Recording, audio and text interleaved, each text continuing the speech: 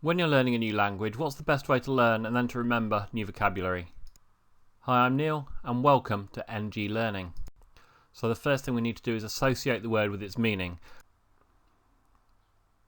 We can do that very simply by looking at the word in the target language, for example, el alcalde in Spanish, and then looking at that alongside its English translation, the mayor. But is that the best way to do it?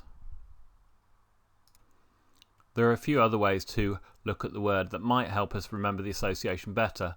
For example, we can look at some images of what el alcalde might mean. We can find examples of the word used in context, and that can help the meaning to sink in.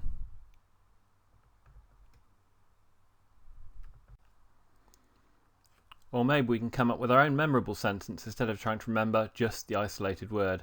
It's more important that it's memorable rather than logical, so it works best if it's a scene you can picture or even find a relevant picture and write a sentence to fit it. For example, if you know Mayor Quimby from The Simpsons, you could use a picture of him. El alcalde toma el dinero. The mayor takes the money. A lot more memorable than just the word alcalde by itself. I like to come up with similar sounding words that I can use together, and that makes them more memorable. For example, this guy, Ramon Fernandez Pacheco, has just become the mayor of Almeria, and he looks pretty cheerful, or alegre, about it. So we can remember the similar sounding words by linking them together and making them more memorable. El alcalde alegre de Almeria, the cheerful mayor of Almeria. By doing so, we create a stronger image associated with the word that's easier to remember. Okay, sometimes with a little work we can come up with a fun and memorable image that will help us associate the word itself with its meaning. So we found out that alcalde means mayor, and the word alcalde sounds a bit like the animal elk and the name of the supermarket, Aldi. So we could try and associate the idea of a mayor with an elk and Aldi, and maybe come up with a mental image of a mayor in full ceremonial dress riding an elk into the supermarket Aldi. Close your eyes and picture it vividly. Images like that should stick in your mind. So, now we know what the word means, and how can we make sure that we then remember it? We forget things. Over time, they do become harder to recall. In the late 19th century, German psychologist Hermann Ebbinghaus studied memory. He investigated how much a student recalled of material that they had only studied once. After just a day, only a third of the material was remembered, and after a month, little more than a fifth. So to get round the issue of forgetting so much of what we learned, we do need to review it. After each review, we actually forget it more slowly than we did after we initially learned it. But if we wait too long to review the material, we end up having to learn it again from scratch instead of just revising it. And if we review it too soon, well, it still works, but it wastes study time that we didn't really need.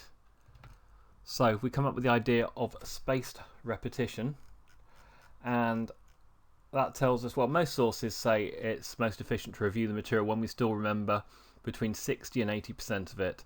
That maximises the amount we remember for longer without wasting too much time in unnecessary reviewing. And each time we review the material, the more of it that we remember for a longer period. So how do we do spaced repetition? Well, we could just review our notes, but it's much more effective to use flashcards or flashcard software that works in the same way. And as we said when we were initially learning the words, it's best not to just use single words on the card, but to actually give them some context. So we'll look at a few examples. We could have a simple flashcard with just the word on, so you look at one side, alcalde, you try and remember what that means. Flip over the other side, and yes, I remembered it was mayor. But it's going to be memorable if perhaps we use a picture, so we could use a picture of a mayor, and we could try and say something about that picture. El alcalde corta la cinta, the mayor cuts the ribbon. Again, more memorable, and it's making your brain work a bit harder to recall rather than just the one single word. And we can also use flashcards for question and answer. So, ¿de dónde eres? Is a question you may be asked when you're in Spain. Where are you from? And we could put our response on the other side. So if we are using physical flashcards, it's a good idea to have a system for example, several different boxes or decks of cards. Whenever we write a new card, we put it in box 1. And each time we review the cards, we move all the ones that we answered correctly into the next box along in the sequence. If we don't remember them, they go back to box 1. So we might, for example, review box 1 every single day, box 2 every 3 days, box 3 every week, box 4 every month, box 5 every 3 months, and you might even have a box after that you only look at after a year. So once again, each time I review box 1, anything I knew absolutely perfectly goes into box 2. Anything I don't know just goes to the back to look at again later. And as I review, for example, every 3 days, box 2, anything I get wrong on there goes back into box 1. If I get it right, it goes into box 3. Now, if I don't have to hassle around with those physical cards, then there are some good flashcard software out there. I use something called AnkiDroid, which is free on Android smartphones. And although I do create my own cards within the software, you can download decks that other users have created with sentences and words in your target language. And other apps are available, though not all of them let you create your own cards. And if you prefer not to use a flashcard method at all, some people really like something called the gold list method, which involves writing lists of vocabulary out in notebooks and reviewing that every 2 weeks and rewriting the list with only the words that you still need to work on, and I'll talk about that more another time. It also really helps if we're getting constant exposure to the language, and hopefully we'll meet our target vocabulary in there.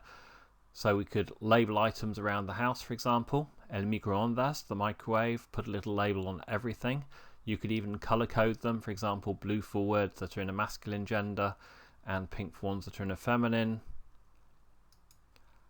And we want to read, watch and converse as much as possible in our target language. I do hope you found this video helpful. Please comment if you've got any questions, feedback or ideas for future videos.